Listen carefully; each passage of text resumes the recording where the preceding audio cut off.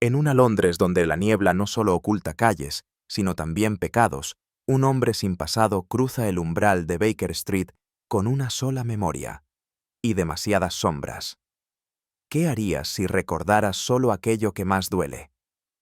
¿Desde dónde estás escuchando esta historia? ¿Qué hora es allá donde estás ahora? Déjamelo saber en los comentarios. Y ahora, escucha con atención, porque hay verdades que solo se revelan cuando uno se atreve a mirarse en el espejo roto de la conciencia. La historia comienza. Aquel atardecer, Londres parecía envuelta en una quietud húmeda y lúgubre que solo la niebla del Támesis podía imponer. Desde la ventana empañada de nuestro salón en el 221B de Baker Street, observaba las farolas apenas visibles como luciérnagas moribundas en el velo espeso de la bruma. El sonido de los cascos de los caballos era apagado, casi lejano, como si proviniera de una ciudad distinta. Holmes, en su butaca, permanecía abstraído, los dedos entrelazados sobre el pecho, con la mirada fija en el humo que subía en espirales desde su pipa. Recuerdo que había una inquietud particular en el aire, difícil de nombrar pero imposible de ignorar. No era miedo, sino la anticipación sutil de lo desconocido. Cuando el reloj marcó las 8, el silencio del cuarto fue quebrado por un golpe firme en la puerta de abajo. Mrs. Hudson subió con pasos vacilantes, y segundos después se abrió nuestra puerta. Allí, de pie, en el umbral, temblaba un hombre completamente empapado, con los ojos extraviados y el porte de quien ha visto más de lo que puede soportar. Fue en ese instante, lo supe con la certeza de quien ha visto el horror nacer del silencio, cuando comenzó el caso más inquietante de aquel otoño. El hombre titubeó antes de hablar. Su voz, aunque bien timbrada, temblaba como si la hubiese desenterrado a fuerza de voluntad desde algún rincón recóndito de su ser. Holmes, que no se había movido de su asiento, le indicó con un leve gesto que se acercara al fuego. Yo le ofrecí una manta, pero él no la aceptó. Permanecía de pie, como si temiera que sentarse significara rendirse por completo. «No recuerdo quién soy», dijo al fin, «pero hay un rostro que no me abandona. Una mujer. De nombre Evelyn». Aquella afirmación flotó en el aire como un fragmento arrancado de un sueño. Holmes lo observaba sin interrumpir, y yo me limité a tomar notas mentales del estado físico del hombre. Bien alimentado, sin signos de violencia externa, salvo por una delgadez nerviosa en los dedos, como si se hubiera pasado semanas temblando. ¿Y nada más?, pregunté con suavidad. El hombre negó lentamente. Su mirada no se dirigía a nosotros, sino al fuego, como si esperara que las llamas reconstruyeran su memoria palabra por palabra. Un nombre y un rostro. Eso era todo cuanto decía poseer. Y sin embargo, en sus ojos oscuros se adivinaba un océano turbulento de emociones que no encontraba palabras para emerger. Holmes se incorporó entonces, en completo silencio.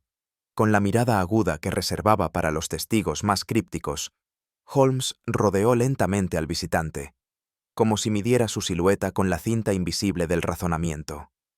Yo, conocedor de su método, sabía que en ese recorrido sin palabras, Holmes ya había leído más que cualquier interrogatorio podría revelar.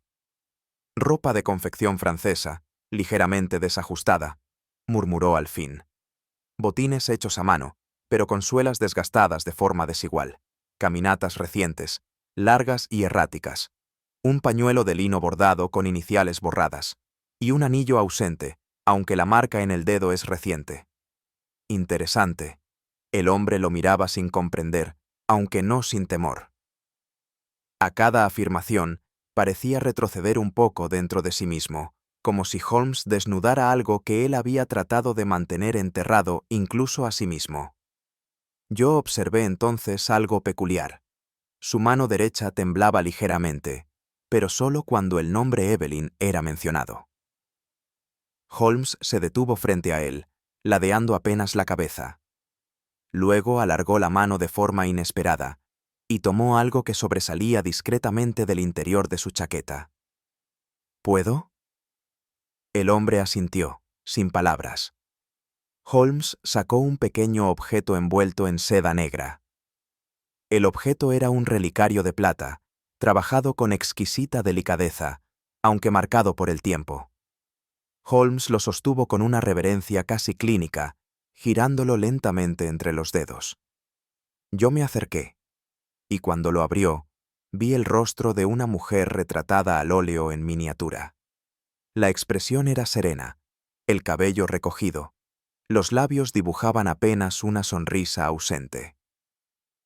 En el borde inferior, con tinta ya desvaída, un nombre apenas visible: Evelyn. El hombre se estremeció al ver el retrato. Sus ojos se humedecieron, pero no derramó lágrimas. Se limitó a musitar. Ella es lo único que no he olvidado. El relicario, sin embargo, no parecía antiguo. Lo examiné mientras Holmes permanecía en silencio. Había sido restaurado recientemente. El cierre estaba reforzado con soldadura nueva, y el cristal frontal no presentaba arañazos. Era una reliquia, pero una cuya conservación no respondía al azar del tiempo, sino a una voluntad deliberada, como si su dueño no pudiera permitirse que el olvido llegara incluso allí. Holmes cerró el relicario con un leve clic, lo colocó sobre la mesa y se volvió hacia el hombre con un brillo extraño en la mirada. Durante unos instantes, nadie habló. El tic-tac del reloj de pared llenaba el espacio como una sentencia implacable. Holmes se sentó frente al fuego, sus dedos tamborileando sobre el reposabrazos con ritmo irregular.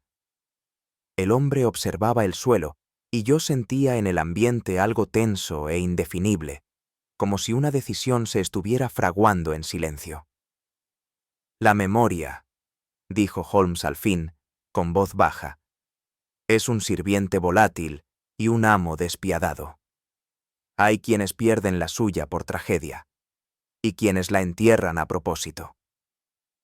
El hombre alzó la mirada brevemente, como si hubiese escuchado una acusación encubierta.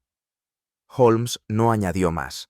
Sus palabras quedaron suspendidas, cargadas de significado, pero sin forma concreta. Era su modo de lanzar una hipótesis sin exponerla del todo, de tantear el alma de un extraño sin necesidad de violencia. Me incliné hacia él y pregunté: ¿desea usted que lo ayudemos a saber quién es? No lo sé, respondió, y en su voz había una sinceridad desoladora. Holmes se incorporó y, sin mirar al hombre, se dirigió a mí. Watson, mañana visitaremos el registro civil. Si Evelyn existe, lo sabremos. Y sin más, se retiró a su habitación, dejando tras de sí el relicario sobre la mesa, como si lo considerara menos una pista que una advertencia. A la mañana siguiente, mientras la niebla aún reptaba entre los adoquines, acompañé a Holmes al registro civil del distrito de Westminster. Allí, como en otros tantos archivos más tarde, el procedimiento se repitió con puntual monotonía. Nombres, fechas, matrimonios, fallecimientos. Pero el nombre Evelyn, con o sin apellidos asociados al supuesto visitante, no aparecía vinculado a ningún matrimonio reciente ni a desaparición formal alguna. Holmes, con su impasibilidad habitual, pasaba de un volumen al siguiente, sin mostrar el menor atisbo de frustración. Yo, por mi parte, sentía una creciente inquietud. Aquella mujer de rostro sereno en el relicario, ¿existía solo en la mente herida del desconocido? ¿Era una creación de la nostalgia o el último eco de un pasado inconfesable? En los círculos sociales, donde Holmes mantenía contactos tan diversos como discretos, tampoco obtuvimos respuestas útiles. Nadie recordaba a una dama con ese nombre, ni un escándalo, ni una boda secreta. Evelyn, si era real, parecía flotar en una región borrosa de la memoria colectiva, ausente de registros y murmurada apenas en los márgenes del tiempo. Al salir del último despacho, Holmes murmuró: a veces, La ausencia de un nombre es más reveladora que su presencia. Y guardó silencio durante el resto del trayecto. Aquella noche, mientras el visitante dormía en la habitación que Holmes le había cedido en la planta alta, mi amigo retomó el estudio minucioso del relicario. Lo abrió sobre la mesa, bajo la luz cálida del quinqué, y lo giró con delicadeza entre los dedos, como quien manipula una verdad frágil. «Observe, Watson», dijo señalando el cierre metálico. «Este broche ha sido reemplazado. La soldadura es reciente, tal vez de hace pocos meses. No es el trabajo de un orfebre experto, sino de alguien con prisa y herramientas limitadas». Me incliné y vi lo que Holmes quería mostrarme, una línea apenas perceptible donde la plata no coincidía con el resto de la pieza, como una cicatriz mal disimulada. «Y esta bisagra aquí, reforzada. El cristal es nuevo. ¿Lo ve? Sin rasguños. Imposible en una joya antigua llevada todos los días». «Entonces», dije con cautela, «el relicario no ha sido conservado como reliquia, sino reconstruido con urgencia». Holmes asintió. «No como un recuerdo, sino como un ancla, una fabricación necesaria para mantener una historia». Lo cerró con suavidad. Y mientras el clic del cierre resonaba en la estancia, sentí que cada certeza se volvía más porosa.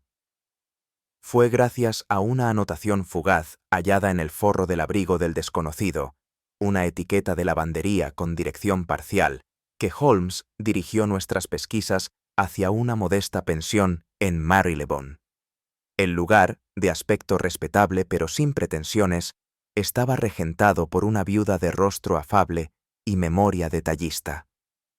«Sí, señor Holmes, el caballero llegó hace 6 días. No traía más que una maleta pequeña y una expresión de alma extraviada. Pagó por adelantado». «¿Dijo su nombre?», preguntó Holmes. «Firmó como LD en el libro. Nada más». Nos mostraron la habitación, sencilla, limpia, sin señales aparentes de desorden. Pero al ojo entrenado de Holmes, nada le parece ordinario. En un cajón, cuidadosamente envuelto en papel de estraza, encontramos un frasco de tinta, una pluma estilográfica y lo que parecía una hoja doblada con extremo cuidado. La dueña del lugar aclaró que el huésped salía poco, caminaba a horas intempestivas y hablaba en sueños. A veces pronunciaba el nombre Evelyn, dijo, con un dejo de compasión. Antes de retirarnos, Holmes recorrió la estancia una vez más. Sus ojos se posaron en la ventana, luego en el pomo de la puerta, luego en el armario. «Un huésped sin documentos», murmuró al salir. «Es siempre un huésped con algo que ocultar». De regreso en Baker Street, desplegamos la hoja encontrada. Era una carta escrita en francés, sin firma ni fecha, pero con un trazo firme y elegante. Holmes tradujo en voz baja, línea por línea, mientras yo tomaba notas, sintiendo cómo cada palabra tejía una red invisible entre verdad y delirio. «Mi bienamada Evelyn, el mundo no ha dejado de arder desde aquella noche. He buscado en las cenizas un reflejo tuyo, una voz que justifique lo que hicimos, lo que callamos. Pero el silencio es más denso que el humo. Si aún vives, si aún piensas en mí, entonces quizás haya redención en este exilio autoimpuesto.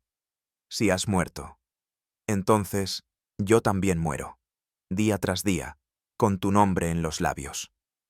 El texto era fragmentario, más evocación que relato, pero lo que me estremeció fue el tono. No era una carta de amor. Era una confesión velada, escrita desde un rincón de la culpa, dirigida tal vez más al recuerdo de Evelyn que a su persona real. Holmes examinó la tinta. «Fresca. Esta carta fue escrita aquí, en Londres, quizá hace apenas una semana. Pero si no la envió, entonces no era para ser leída», concluyó Holmes, «sino para no ser olvidada». Quedamos en silencio. La carta, aún sin firma, decía más sobre su autor que cualquier documento de identidad. Fue entonces cuando Holmes me confió una tarea que asumí con mezcla de entusiasmo y temor. Observar al hombre durante 3 días. No interrogarlo, no hablarle.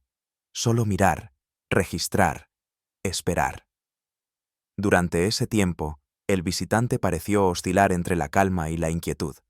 Pasaba largos ratos sentado en la ventana, mirando sin ver, y caminaba por el salón como si no recordara su forma. A veces se detenía ante el relicario y lo abría con una delicadeza casi reverencial. Otras, escribía líneas incomprensibles en un papel que luego quemaba en la chimenea. Yo tomaba notas discretas, sin comprender del todo qué buscaba Holmes en aquella rutina. Pero entonces comenzaron las anomalías.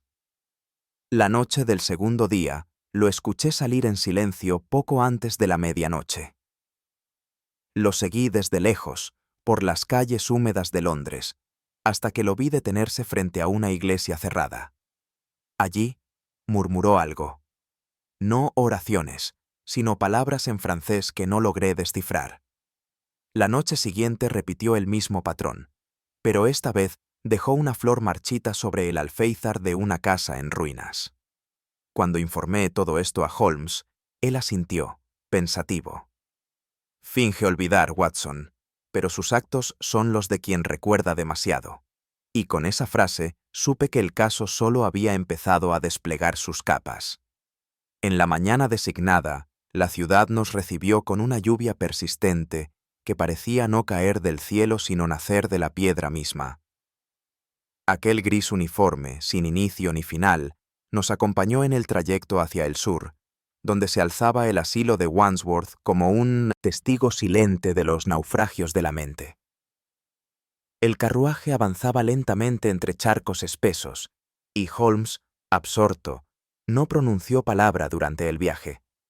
Yo, en cambio, no pude evitar una aprensión sorda. Siempre me ha turbado la atmósfera de los lugares donde la conciencia se disuelve entre murmullos interiores y miradas vacías.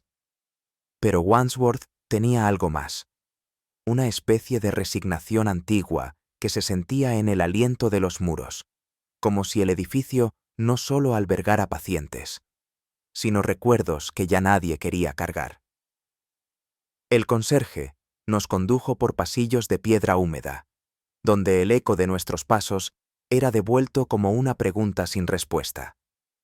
Los rostros que cruzamos, algunos en calma aparente, otros sumidos en gesticulaciones sin destino, nos observaban como si fuésemos figuras de un sueño breve. Holmes se detuvo un instante ante una puerta cerrada, aspiró profundamente y dijo en voz baja: «Aquí no se olvida. Aquí se aprende a no recordar».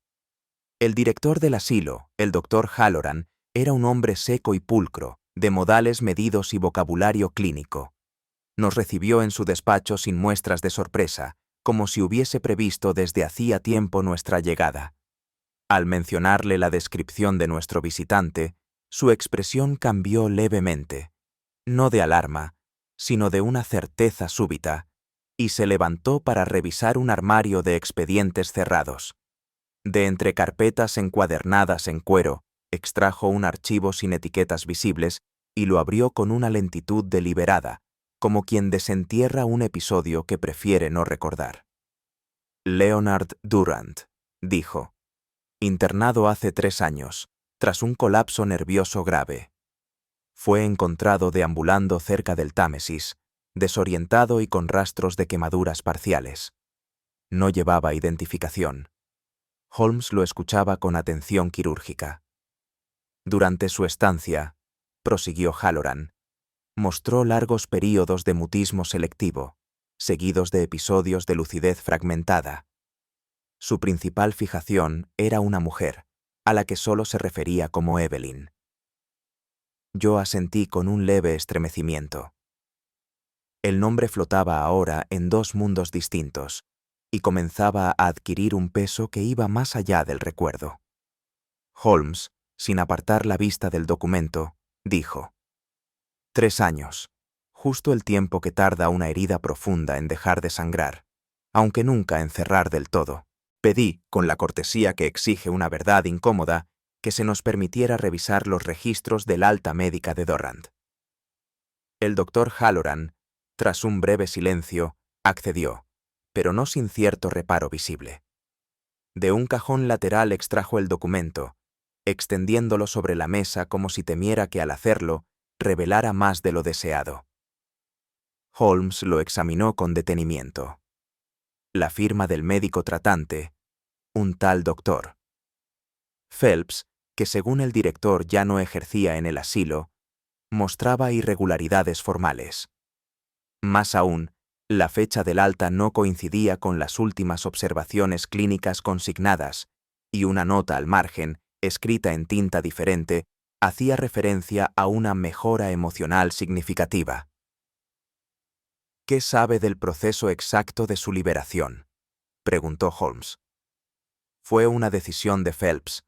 Se basó en una evaluación privada, argumentando que el paciente ya no representaba peligro para sí ni para otros. Holmes alzó una ceja, apenas. ¿Y nadie cuestionó dicha evaluación? Halloran se encogió de hombros con una resignación que no era del todo profesional. Los recursos son escasos, y a veces uno acepta lo que alivia las estadísticas. Holmes giró el documento lentamente. Hay ausencias que gritan más que cualquier palabra escrita, murmuró. Yo comprendí lo que él no necesitaba explicar. Aquel alta médica no era un desenlace clínico, sino un escape cuidadosamente facilitado. Y Durrant, al parecer, no había huido del asilo, sino sido soltado por alguien que prefería su silencio fuera de sus muros. Fue en el ala oeste, junto a una ventana empañada por la humedad, donde conocimos a la enfermera Jane Weatherby, una mujer de edad indefinida y mirada firme. Nos recibió con una mezcla de curiosidad y resignación, como quien ha aprendido que la verdad siempre tiene un precio, aunque rara vez sea pagado por quienes la merecen. Leonard era distinto, comenzó diciendo. No agresivo, pero inquietante. Hablaba poco. Observaba mucho, pero cuando lo hacía, siempre era sobre ella. ¿Sobre Evelyn?, pregunté. Asintió lentamente. La llamaba su esposa, aunque en su relato había vacíos que él no parecía notar. Decía que lo había traicionado, que había huido con su propio hermano. Luego se desdecía, como si dudara de su propia versión. ¿Mencionó alguna vez París?, interrumpió Holmes. Ella frunció el ceño. Varias veces, siempre con una mezcla extraña de añoranza y temor, como si París fuera a la vez el lugar donde fue feliz, y donde todo se rompió. Holmes no respondió, pero en su rostro vi algo que rara vez se manifestaba, un matiz casi imperceptible de inquietud. No por lo que se dijo, sino por lo que entre las palabras había quedado suspendido, como un perfume marchito en un pañuelo antiguo. La enfermera, al despedirse, añadió una frase que se me quedó grabada. Hay recuerdos, señor, que no se olvidan, solo se domestican para que no nos devoren por dentro. De regreso en Baker Street, mientras el reloj marcaba el paso indeciso de la tarde hacia la penumbra, Holmes permaneció de pie frente al ventanal, en un silencio que no era simple concentración, sino reflexión en estado puro. Yo, sentado junto al fuego, repasaba mentalmente cada fragmento reunido: el nombre de Leonard, el asilo, la carta, el relicario. Todo parecía formar parte de un tapiz cuyo centro aún nos estaba vedado. Watson, dijo al fin, sin volverse. ¿Cree usted en la amnesia pura? Quiero decir, ¿en la pérdida real, total, sin diseño alguno? Respondí con cautela. He visto casos en la guerra, pero incluso entonces, la mente parecía elegir qué ocultar y qué conservar. Holmes asintió apenas. Exacto. No es el olvido lo que me preocupa, sino la elección. Se alejó del ventanal y se acercó al relicario, aún sobre la repisa. Lo tomó en la mano con un gesto medido, casi ritual. Este hombre ha construido un relato hecho de ausencias, pero cada vacío parece deliberado, como si hubiese tallado su propia ignorancia con esmero. Yo sentí un escalofrío que no provenía del clima. ¿Entonces cree que miente? No necesariamente. Hay mentiras que se creen a fuerza de repetirlas, y verdades que duelen tanto que se entierran vivas. Se volvió hacia mí con los ojos encendidos, no de emoción, sino de deducción. Debemos regresar al pasado, Watson. No al suyo, sino al de Evelyn. Fue en una de aquellas tardes grises de noviembre cuando Holmes, casi sin decir palabra, me llevó al estudio de Ambrose Wilmot, retratista de alta sociedad y hombre de carácter voluble. Lo conocía desde hacía años, me dijo, y aunque no confiaba en su juicio moral, respetaba su memoria visual. El estudio olía a trementina, pero también al tiempo detenido. Tras unos breves saludos, Holmes fue directo al grano. «Estoy buscando un rostro», dijo con esa precisión seca que reservaba para los asuntos verdaderamente importantes. Wilmot hojeó algunos portafolios con desgano, hasta que sus dedos se detuvieron bruscamente. Extrajo un lienzo de formato mediano, aún con el polvo de una década. Holmes y yo lo contemplamos en silencio. Era un retrato grupal, realizado con la meticulosidad teatral que caracterizaba al artista. Una recepción nocturna en un salón elegante, damas en seda, caballeros con copa en mano, todo iluminado por una fuente de luz invisible. En el centro, con la mirada levemente ladeada, se encontraba la mujer del relicario, Evelyn, y junto a ella, un hombre con la misma estructura ósea, el mismo gesto distraído. El rostro, sin duda alguna, de Leonard Durrant. El pincel no mentía. Aquella imagen, fijada en óleo y barniz, desmentía la amnesia. Holmes no hizo ningún comentario, pero en su mirada advertí que algo comenzaba, por fin, a encajar. Wilmot, al ver nuestra atención fija sobre la pareja central del retrato, sonrió con un gesto ambiguo. Ella se llamaba Evelyn Marchand, dijo, como si liberara una información largamente retenida. Francesa, hermosa, difícil. Casada con un diplomático de apellido Marchand que trabajaba en la Embajada de París, pero que pasaba largas temporadas en Londres. Holmes inclinó levemente la cabeza. ¿Y el caballero junto a ella? Wilmot dudó un instante. Creo que era el hermano de él, o al menos eso entendí en su momento. No era habitual verlo en eventos públicos, pero esa noche acudió. Hubo cierta tensión, aunque no sabría describir su origen. A veces, añadió, como si hablase más consigo mismo, la pintura capta lo que los gestos intentan ocultar. Holmes se acercó al retrato. ¿Recuerda usted cuándo fue pintado? Finales del verano de hace 2 años, poco antes de que abandonaran Inglaterra. Evelyn me dijo que era su despedida de Londres. Yo sentí una punzada de inquietud. Si Evelyn había dejado el país viva y entera, ¿qué ocurrió después? ¿Dónde se quebró el lazo entre aquella escena estática y el hombre que ahora no recordaba más que su nombre? Holmes no dijo nada, pero yo noté cómo su mirada recorría el fondo del cuadro, buscando algo más. Durante los días siguientes, Holmes orientó su atención hacia los círculos franceses residentes en Londres, una comunidad reservada, formada en su mayoría por diplomáticos, comerciantes de arte y viudas de guerra. Su método fue el de siempre: no interrogar, sino escuchar; no exponer teorías, sino dejar que el silencio del otro llenara los huecos. Visitamos primero un café de Bloomsbury frecuentado por expatriados. Allí, un antiguo secretario de la embajada, Monsieur Laval, confirmó que el matrimonio Marchand era conocido por su elegancia, pero también por una tristeza subterránea que Evelyn jamás terminaba de disimular. Su esposo, dijo, era correcto pero frío. Ella, por el contrario, parecía flotar siempre a cierta distancia de la realidad. No era infeliz, matizó Laval, pero tampoco parecía pertenecer al mundo que la rodeaba. En otro rincón de Fitzrovia, una modista retirada recordó haber confeccionado para Evelyn un vestido de terciopelo negro. El más silencioso que jamás cosí, afirmó. Una frase extraña que sin embargo se instaló en mi memoria. En todos los testimonios, Evelyn emergía como una figura delicada pero inasible.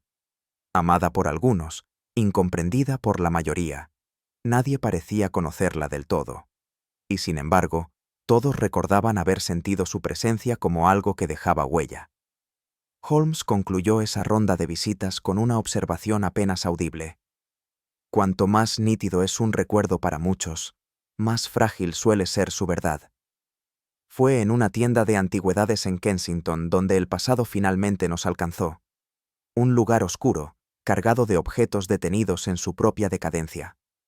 El dueño, Monsieur Trubert, hablaba con la voz cascada de quien ha visto pasar demasiadas eras.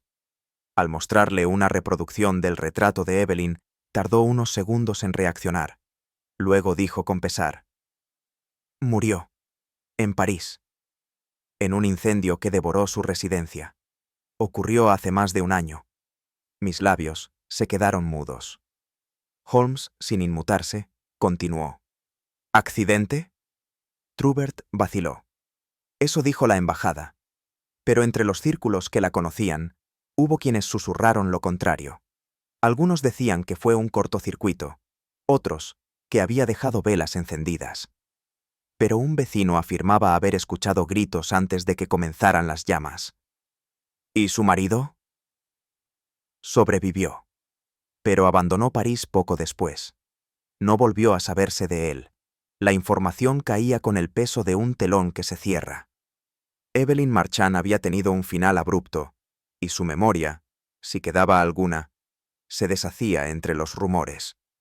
Al salir de la tienda, Holmes me dijo, casi para sí: el fuego purifica, pero también borra. Es el crimen preferido de quien necesita empezar de nuevo, sin testigos. Aquella noche, de regreso en nuestro salón, Holmes colocó la reproducción del retrato bajo una lámpara de luz suave. Durante largo rato, lo examinó sin decir palabra, hasta que, de pronto, señaló un punto que había pasado desapercibido para mí. En un rincón del lienzo, entre las sombras del salón retratado, había una figura apenas esbozada, alguien que no participaba de la escena, pero que la observaba con intensidad. Un rostro medio oculto, de ojos demasiado definidos para ser un simple azar del pincel. Esto no es un descuido, dijo Holmes. Wilmot no deja trazos sin intención. Mire el ángulo de los hombros, la postura del cuello. No es un sirviente, ni un invitado. Es un testigo. O quizás, un intruso. Yo sentí un estremecimiento inesperado. Esa figura, perdida en el fondo, era como una nota disonante en una melodía elegante. Un elemento que no debía estar allí, pero cuya presencia alteraba el conjunto. Holmes entrecerró los ojos. A veces, Watson, la sombra que no se ve es la que termina por explicar la escena entera, y yo supe, sin que lo dijera, que el retrato había dejado de ser solo una imagen del pasado. Se había convertido en un mapa. Aquel día, el salón de Baker Street se mantuvo en penumbra deliberada. Holmes había cerrado las cortinas antes del amanecer y había pedido silencio absoluto durante horas. Se movía con una precisión milimétrica, ajustando detalles imperceptibles para el ojo común. En la atmósfera flotaba una tensión casi teatral, pero no había dramatismo alguno, sino cálculo y espera. Su mirada revelaba que la escena que estaba a punto de orquestar no buscaba engañar al visitante, sino provocar una grieta en su fachada. La mujer llegó puntual, con una quietud digna y un rostro cuidadosamente maquillado para evocar, sin imitar, el retrato de Evelyn. No era necesario que fuese idéntica, Holmes lo sabía. Bastaba con despertar una asociación dormida, una chispa mínima que encendiera la memoria reprimida o desenmascarara la impostura. «No diga nada», le había instruido él. «Mire, y sostenga la mirada. El resto vendrá solo». Yo observaba en silencio, con el corazón contenido, como si el más leve suspiro pudiera alterar la coreografía invisible que Holmes había tejido. Cuando el visitante descendió la escalera y vio aquella figura detenida junto al hogar, el tiempo pareció inmovilizarse. No hubo exclamación ni gesto grandilocuente. Solo una pausa. Una respiración entrecortada. Y después, un temblor que no era de amor, sino de miedo. Durante algunos segundos, que se estiraron con una lentitud insoportable, el hombre permaneció petrificado. Sus ojos oscilaban entre el rostro de la mujer y el relicario que aún llevaba consigo, como si su mente no pudiera conciliar ambas imágenes. Luego, de pronto, su cuerpo cedió. Sus piernas flaquearon y cayó de rodillas, no con la emoción de un reencuentro, sino con el pánico de quien ve regresar un espectro del pasado. No pronunció el nombre de Evelyn. No extendió los brazos. No buscó consuelo ni abrazo.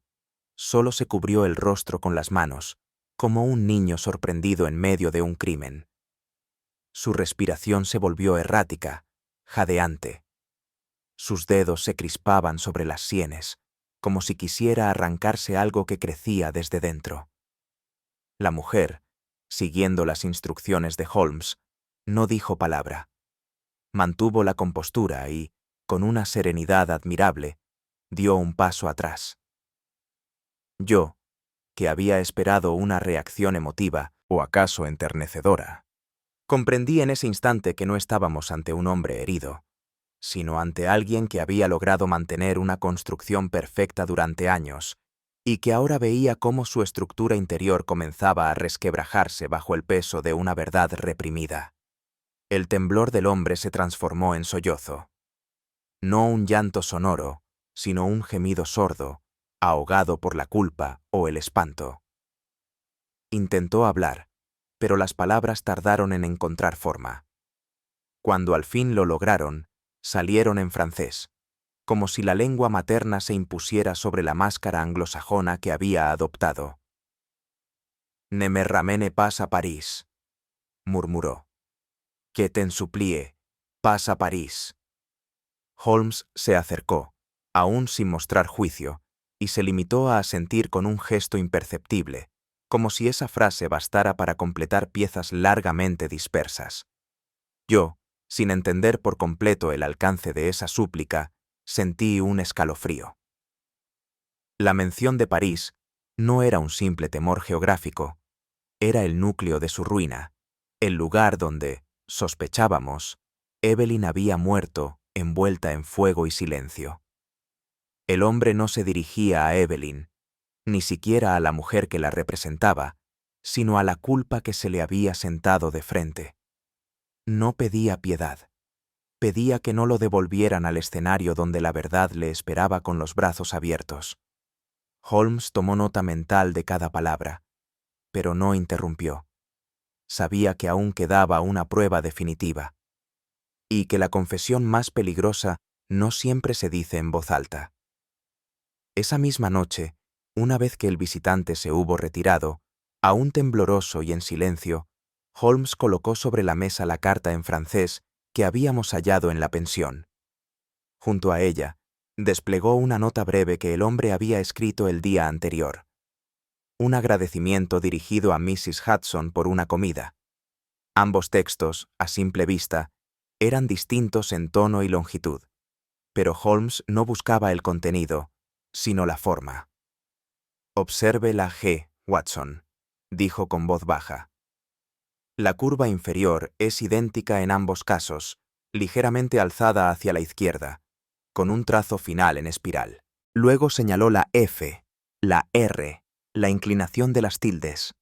Era, sin lugar a dudas, la misma caligrafía. La misma mano temblorosa que suplicaba no ser devuelta a París había escrito aquella confesión poética a Evelyn, la carta que él mismo había fingido no recordar. «No existe caligrafía sin conciencia», añadió Holmes.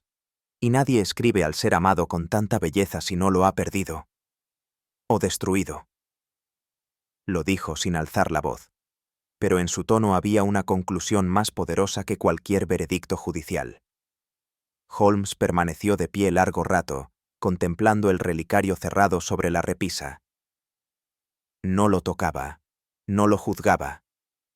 Solo lo observaba como si, en ese objeto silente, palpitara la última contradicción del alma humana. Entonces se volvió hacia mí y dijo, casi con melancolía: «Dígame, Watson, ¿olvidó este hombre realmente lo que ocurrió? ¿O simplemente eligió qué recordar?» Yo no supe qué responder, porque había algo en su mirada, una mezcla de compasión y desconfianza, que me hizo entender que, a veces, la memoria no se pierde. Se encierra en una habitación interior y se cierra con llave desde dentro. Y no hay cerradura más difícil de forzar que aquella que uno mismo ha fabricado para no volver a entrar. Fue durante una mañana brumosa, mientras Holmes organizaba sus papeles con la precisión casi ascética que lo caracterizaba, cuando me pidió que lo acompañara en una tarea que, a primera vista, no parecía propia de su método habitual. «La carta encontrada en la pensión estaba incompleta», dijo. Algunas líneas estaban borrosas, otras tachadas con furia. Pero nada se destruye del todo si se observa con suficiente paciencia. Extendió ante mí varias hojas traslúcidas, cubiertas por fragmentos trazados con lápiz de mina blanda, notas marginales, versos cortados, repeticiones obsesivas. Todo provenía del reverso de la carta original, del sobre arrugado, de los restos que solo un ojo verdaderamente entrenado sabría leer. Lo que Holmes había logrado reconstruir era más que un texto. Era la arquitectura emocional de una confesión. Mi querida Evelyn, no escribo para que me perdones, ni para que me entiendas. Lo que pasó aquella noche nació de un rincón que nunca debiste ver en mí. El fuego fue mi respuesta. No al dolor, sino al abismo de verte con él. Nunca quise que ardieras tú. Pero cuando grité, ya era tarde. Leí aquellas palabras con un estremecimiento que aún me cuesta describir. Porque no era la voz de un asesino ni de un loco. Era la voz de alguien que, atrapado entre el amor y el orgullo, había dejado que el destino se escribiera con llamas. Y nunca tuvo valor de enviar la carta. Holmes me entregó la carta reconstruida con una expresión que no era de satisfacción deductiva, sino de resignación moral. Me pidió que leyera en voz alta el pasaje central, mientras él caminaba lentamente por la estancia, como si escuchara no solo las palabras, sino las consecuencias que éstas arrastraban. Esa noche, cuando vi la vela encendida sobre su mesa y las cortinas cerradas, supe que no estaba sola. No necesitaba verlo. Era suficiente con el perfume distinto que impregnaba su ropa. Ardió por dentro antes de que ardiera la casa. Tiré la lámpara al suelo. El aceite corrió como una serpiente. Y cuando me alejé, no miré atrás. La crudeza de la confesión era inversamente proporcional al tono contenido con el que estaba escrita. No había exclamaciones ni dramatismo, solo una secuencia de actos descritos con una precisión casi clínica. El incendio no era un accidente, ni siquiera un arrebato. Era el resultado final de una acumulación de heridas no dichas. Holmes murmuró, más para sí que para mí. No buscaba matarla, pero aceptó su muerte como una consecuencia inevitable.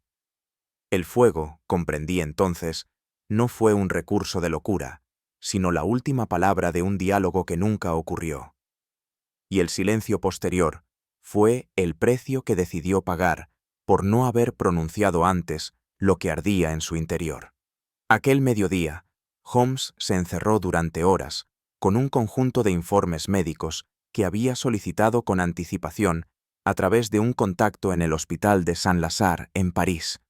Me los mostró uno a uno, sin necesidad de preámbulos.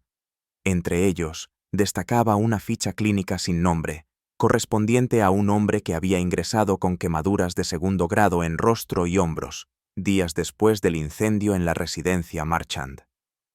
Fue dado de alta bajo vigilancia diplomática, señaló Holmes. Nadie reclamó su identidad. Nadie firmó su salida. Pero esta anotación, Watson, es la clave. Reconstrucción parcial del perfil facial por recomendación de un especialista en injertos. Holmes sostenía una fotografía borrosa del paciente, tomada en el hospital. El rostro, envuelto parcialmente en vendas, dejaba entrever una estructura ósea que reconocí de inmediato, incluso bajo las deformaciones, la barbilla afilada, los pómulos pronunciados. Leonard. No hay otro registro posterior de este hombre, prosiguió Holmes. Desapareció tras el alta. Y 3 meses después, Leonard Durrant aparece en Londres, sin pasado, sin documentos, con un rostro distinto, pero no irreconocible. Me detuve en ese momento a considerar lo que aquello implicaba. El olvido no había sido un accidente. Fue una estrategia, una reinvención cuidadosamente ejecutada. El rostro que ahora mostraba al mundo no era solo una consecuencia del fuego, sino también un disfraz elegido para sobrevivir. En mi vida médica y militar había conocido hombres que huían de la justicia, pero pocos que huyeran de sí mismos.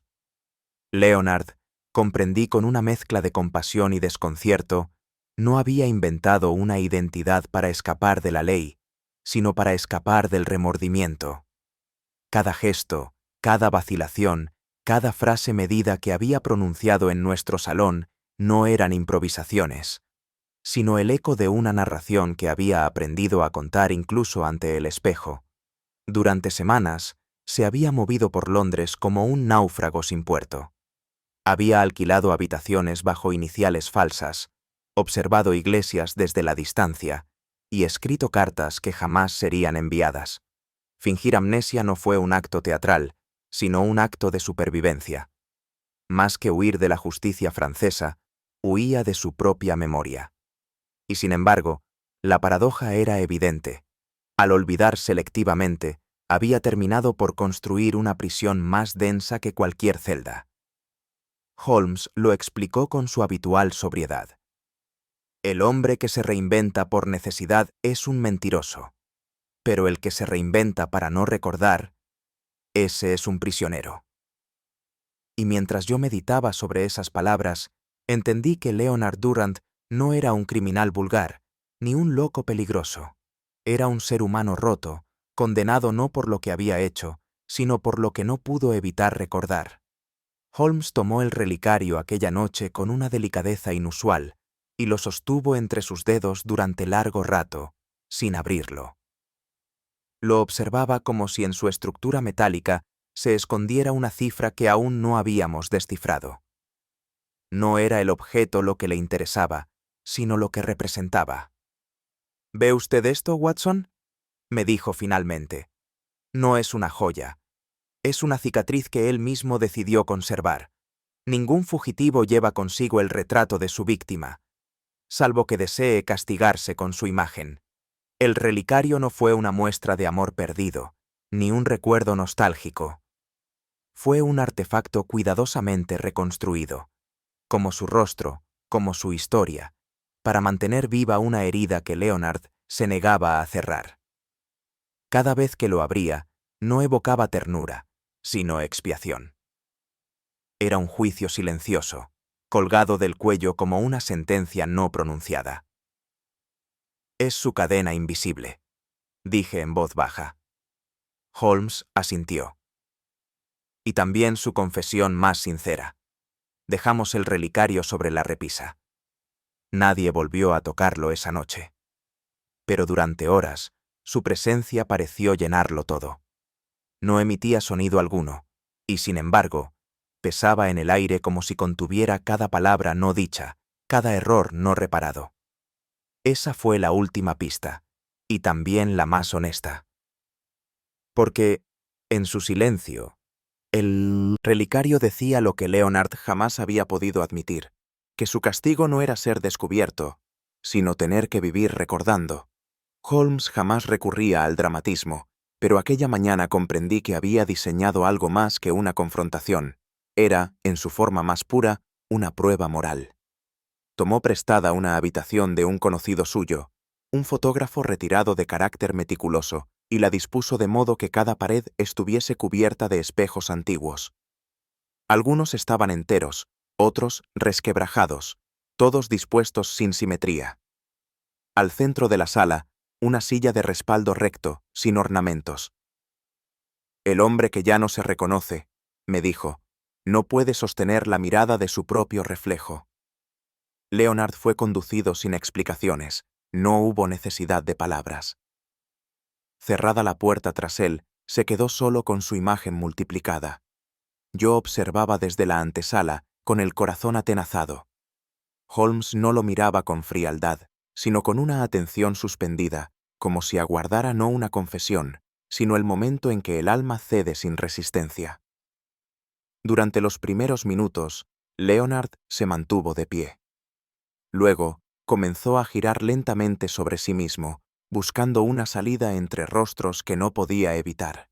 Sus ojos se posaban en cada fragmento con una mezcla de estupor y negación. No era el fuego, ni el pasado, lo que lo desgarraba en ese momento. Era el acto íntimo de verse, sin artificios, desde todos los ángulos. Fue allí donde empezó a romperse, no por fuera, sino por dentro. Hay silencios que duelen más que una acusación. El que se apoderó de aquella sala era denso, casi físico. Leonard no gritó ni golpeó los espejos. No buscó refugio en la negación. Simplemente comenzó a encorvarse, como si el aire le pesara. Y yo comprendí, mientras lo observaba sin ser visto, que ese era el silencio de quien ya no puede seguir sosteniendo una versión de sí mismo. Sus manos, que habían permanecido tensas hasta entonces, comenzaron a temblar. Tocó con los dedos uno de los espejos, y luego otro, como si buscara un rincón donde su reflejo no le devolviera el juicio. Pero no lo halló. Cada imagen le ofrecía un ángulo distinto de su verdad. La cicatriz apenas visible, el brillo culpable en los ojos, la postura defensiva. Ninguno de esos hombres frente a él podía ser ignorado. Todos eran él, y todos sabían.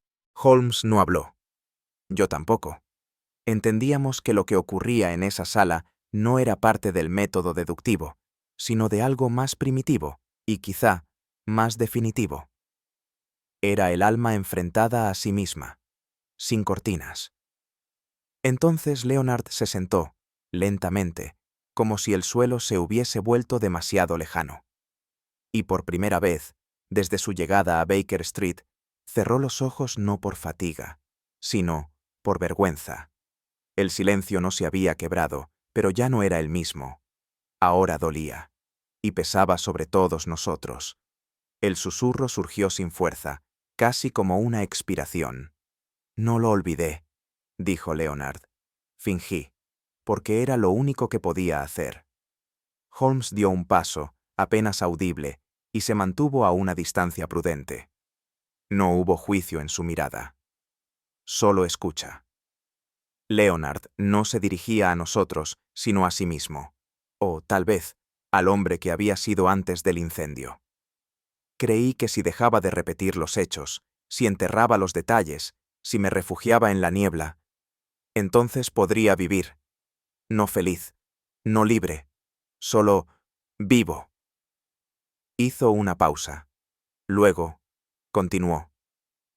La casa ardió porque yo la encendí. El fuego empezó en mis manos, pero el dolor ya venía de mucho antes.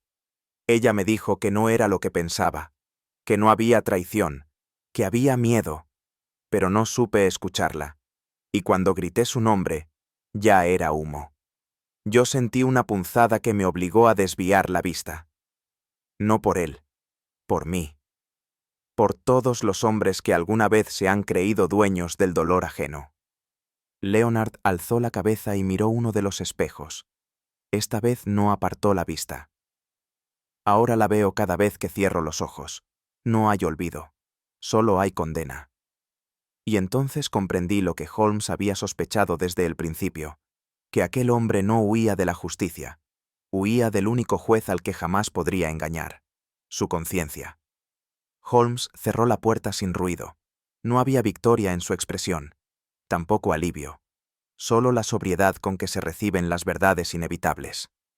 Caminó hasta la ventana y permaneció allí unos segundos, con las manos cruzadas a la espalda, como si observar el cielo opaco de Londres le ayudara a ordenar lo que acababa de presenciar. Watson, dijo finalmente, Scotland Yard no entendería lo que hemos visto hoy. Solo verían un hombre sin documentación, vinculado a una muerte sin juicio, y lo encerrarían sin más. ¿Y usted qué ve?, pregunté con voz baja. A alguien que ha pagado, respondió, no ante la ley, pero sí ante el tribunal más implacable, su propia memoria. Guardó silencio, luego añadió, mañana lo entregaré a la embajada francesa. Ellos sabrán qué hacer. Allí terminó su pasado. Es justo que allí comience su expiación. Y yo supe, en ese instante, que Holmes había optado por una forma rara de justicia, una que no figura en los libros, pero que a veces resulta más verdadera que cualquier código escrito. Esa noche, mientras la lluvia comenzaba a repiquetear sobre los cristales de Baker Street, reflexioné en silencio. No sobre la lógica del caso, ni sobre las pruebas reunidas, sino sobre el gesto final de Holmes. Había sido juez, no detective. Y su veredicto, lejos de ser frío, nacía de una comprensión íntima de la culpa humana. No todas las verdades requieren castigo. Algunas solo necesitan ser vistas, reflejadas y soportadas. Recorríamos en silencio la extensión húmeda de Fleet Street, Holmes y yo, sin prisa y sin palabras. La niebla se aferraba a los adoquines como una segunda piel de la ciudad, y el murmullo lejano de los carruajes se confundía con el ritmo tenue de nuestros pasos. Londres, en aquella hora indecisa del día, parecía haber contenido el aliento. Holmes caminaba con las manos cruzadas tras la espalda, la mirada ligeramente inclinada hacia el suelo. A su alrededor, los perfiles imprecisos de las farolas y los edificios eran como pensamientos no terminados, imágenes veladas de una conciencia que no quiere enfrentarse a lo que ya sabe. Yo sentía el peso de todo lo que no habíamos dicho, el juicio no pronunciado, el castigo no ejecutado. Habíamos cerrado un círculo, sí, pero no en el sentido judicial. Era otro tipo de cierre, más íntimo, más ambiguo. Ninguno de los dos miraba al otro. Pero el silencio compartido tenía un espesor que solo se da entre quienes han sido testigos de algo irremediable. Al cruzar Ludgate Circus, con la niebla aún adherida a nuestros abrigos, sentí que el momento exigía una pregunta, no por necesidad de información, sino por algo más primitivo, la necesidad humana de compartir la carga de la duda. Holmes, dije, sin detenerme. ¿Y si recordar es peor que cualquier castigo? Durante unos segundos pensé que no me había escuchado. Continuó andando, con el mismo ritmo constante, como si no hubiera cambiado nada en su pensamiento. Pero entonces giró ligeramente el rostro, lo justo para que su voz alcanzara mis oídos sin elevarse. Eso depende, Watson, dijo. Depende de si uno recuerda para comprender o para castigarse sin fin. Volvió a mirar al frente. Yo no supe qué añadir. Porque esa distinción, tan sutil y tan cruel, dividía no solo a los culpables de los inocentes, sino también a los vivos de los verdaderamente vivos. Holmes, con su lógica inquebrantable, había tocado un terreno donde el juicio se disuelve y solo queda la conciencia. Allí donde no hay fiscales, ni jurados, ni verdugos. Solo la memoria, con su voz tenue pero constante. La justicia, prosiguió Holmes, tras otra pausa larga, no siempre se manifiesta en sentencias o esposas. A veces actúa en el corazón mismo del culpable, como una grieta invisible que crece cada noche, sin que nadie la vea, hasta que lo rompe desde dentro. Sus palabras eran tranquilas, casi meditativas. No hablaba de Leonard Durant en particular. Hablaba de todos aquellos que habían cruzado la línea de lo irreparable y que, aún así, seguían respirando. Hay crímenes que no necesitan castigo, añadió, porque el castigo ya se ha iniciado en el momento en que la verdad se vuelve insoportable para quien la carga. Yo asentí en silencio, no porque tuviera una conclusión, sino porque entendía, o al menos, intuía. Holmes no justificaba, nunca lo hacía, pero sabía distinguir entre el mal que destruye y el que se disuelve a fuego lento, en la conciencia de quien ha perdido algo más que la inocencia, la capacidad de vivir sin escuchar, cada noche, la voz de lo que no se puede deshacer. Fue entonces cuando se oyó. Una campana distante, vibrante, suspendida en el aire como una nota sin partitura, emergió desde las profundidades de St. Bride, rompiendo con delicadeza el silencio espeso de la niebla. El sonido no fue largo ni solemne. Fue tenue, como si no llamara a misa, sino a la memoria.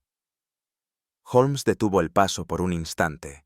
No miró hacia la iglesia, ni hizo comentario alguno, pero yo supe, en ese momento, que aquel tañido era para él un cierre, no legal, ni moral, ni siquiera racional. Un cierre simbólico, suficiente. Un recordatorio de que, a veces, todo lo que se puede hacer es seguir caminando. Y así lo hicimos. Días después, al ordenar la biblioteca, mis dedos tropezaron con un pequeño objeto envuelto en terciopelo negro. Lo abrí con una mezcla de reconocimiento y duda. Era el relicario. El retrato de Evelyn seguía allí, intacto, la mirada serena, como si aún aguardara una respuesta que nunca llegaría. Holmes no lo había tocado desde que Leonard se marchó. No lo usó como prueba, ni como recordatorio. Simplemente lo dejó donde estaba, en silencio. Lo devolví a su sitio, sin decir palabra. No era una prueba, no era un símbolo. Era, sencillamente, lo que queda cuando la justicia ya no tiene nada que decir y la memoria aún no ha terminado de hablar. Hay silencios que no se rompen con palabras, y hay verdades que no buscan justicia, sino simplemente ser sostenidas en la sombra. Holmes cerró el caso con la misma delicadeza con la que uno cierra un libro que duele releer. Yo, en cambio, sigo preguntándome cuánto del olvido es real y cuánto necesario. Hay rostros que se desvanecen con el tiempo. Otros se graban, no en la memoria, sino en la conciencia. Si tú hubieras estado en el lugar de Holmes, ¿habrías hecho lo mismo? ¿Merece más castigo quien olvida o quien recuerda demasiado? Déjamelo saber en los comentarios. Si esta historia resonó contigo, si alguna frase te hizo pensar o alguna sombra te hizo dudar, regálanos un like, compártela con otros amantes del misterio y suscríbete para seguir explorando juntos las verdades que no siempre caben en los tribunales, pero sí en el alma.